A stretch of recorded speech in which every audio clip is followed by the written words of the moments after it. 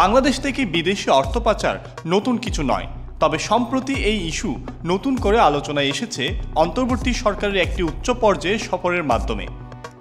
বাংলাদেশের অন্তর্বর্তী সরকারের প্রধান উপদেষ্টা অধ্যাপক মুহাম্মদ ইউনূস যুক্তরাজ্যে সফরে গিয়েছিলেন। তার এই সফরকে ঘিরে নানা আলোচনা এবং প্রশ্ন ঘুরপাক খাচ্ছে, বিশেষ করে পাচার হওয়া অর্থ ফেরত আনার প্রসঙ্গে। এই সফর শুধু একটি কূটনৈতিক আনুষ্ঠানিকতা নয়, বরং এটি অনেকের কাছে দেশের অর্থনৈতিক দুর্নীতি ও জবাবদিহিতার ইতিহাসে একটি সম্ভাব্য মোড় পরিবর্তনের মুহূর্ত। প্রধান উপদেষ্টার সাথে এই সফরে ছিলেন বাংলাদেশ ব্যাংকের governor doctor Ahsan H Mansur এবং দুর্নীতি দমন কমিশনের চেয়ারম্যান ডক্টর আব্দুল মোমেন।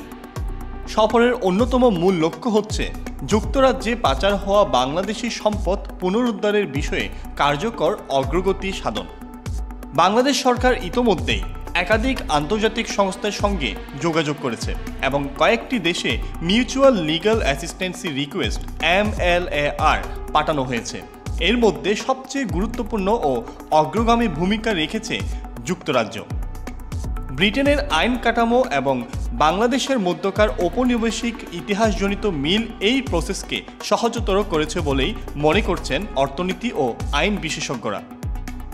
শ্বেতপত্রে প্রকাশিত তথ্য অনুযায়ী 2009 থেকে 2024 সাল পর্যন্ত বাংলাদেশ থেকে বিদেশে পাচার হওয়া অর্থের পরিমাণ আনুমানিক 234 বিলিয়ন মার্কিন ডলার। এর একটি বড় অংশের গন্তব্যস্থল ছিল যুক্তরাজ্য।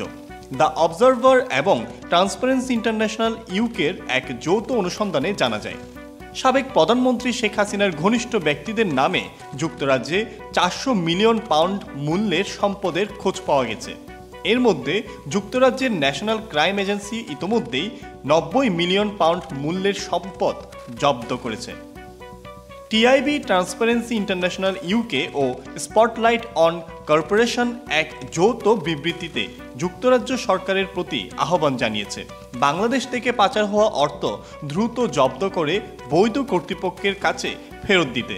তারা আরও বলেছে, পাচারকারীদের যুক্তরাজ্যেও জবাবদিহির আওতায় আনা উচিত, যেন দেশটি আর নিরাপদ স্বর্গ হিসেবে ব্যবহৃত না হয়। তবে শুধু রাজনৈতিক সদিচ্ছা থাকলেই বিদেশ থেকে পাচারকৃত অর্থ ফেরত আনা সম্ভব নয়। একে জটিল আইনি ও প্রক্রিয়াগত বাধা পেরিয়ে আনতে হয়। এই প্রক্রিয়ায় সাধারণত 5 থেকে 7 বছর সময় লাগে, এমনকি আরও বেশি সময়ও লেগে যেতে পারে যদি প্রক্রিয়াটি রাজনৈতিকভাবে বাধাগ্রস্ত হয় বা প্রমাণ সংগ্রহে দুর্বলতা থাকে। এর আগে বাংলাদেশের ইতিহাসে বিদেশ থেকে অর্থ ফেরত আনার দুটি উল্লেখযোগ্য ঘটনা রয়েছে। প্রথমটি 2013 সালে বিএনপি চেয়ারপারসনের পুত্র আরাফাত রহমান কোকোর বিরুদ্ধে করা অর্থ পাচার মামলায় সিঙ্গাপুর সরকারের সহায়তায় প্রায় 1.6 মিলিয়ন মার্কিন ডলার ফেরত আসে। দ্বিতীয়টি 2010 এবং 2015 সালে আওয়ামী লীগ সরকারের সময়, যখন যুক্তরাজ্য থেকে UN স্টার মডেল অনুসরণ করে 1.59 মিলিয়ন ডলার ফেরত আনা হয়। দুটি ক্ষেত্রেই আন্তর্জাতিক সহযোগিতা ও স্পষ্ট প্রমাণ উপস্থাপন ছিল মূল নিয়ামক। বর্তমান পরিস্থিতিতে অন্তর্বর্তী সরকারের কাছে সবচেয়ে বড় চ্যালেঞ্জ হচ্ছে এই বিপুল অঙ্কের পাচারকৃত অর্থের যথাযথ তথ্য সংগ্রহ, বিদেশি আইন কাঠামোর সঙ্গে সমন্বয় এবং আন্তর্জাতিক কূটনীতিক কার্যকরভাবে কাজে লাগানো। যুক্তরাজ্য সফরে প্রধান উপদেষ্টা দলের উদ্দেশ্যেও এই চ্যালেঞ্জগুলোকে অতিক্রম করার প্রাথমিক কৌশল স্থাপন। নতুন একটি তাৎপর্যপূর্ণ তথ্য উঠে এসেছে অন্তর্বর্তী সরকারের যুক্তরাজ্যের সফরের কার্যক্রমকে ঘিরে। যুক্তরাজ্যের জাতীয় অপরাধ সংস্থা NCA বাংলাদেশের সাবেক ভূমিমন্ত্রী ও আওয়ামী লীগের নেতা সাইফুজ্জামান চৌধুরীর মালিকানাধীন একাধিক সম্পদ জব্দ করেছে। আন্তর্জাতিক সংবাদ মাধ্যম আল জাজিরার ইনভেস্টিগেটিভ ইউনিট জানায়, এটি একটি চলমান সিভিল ইনভেস্টিগেশনের অংশ।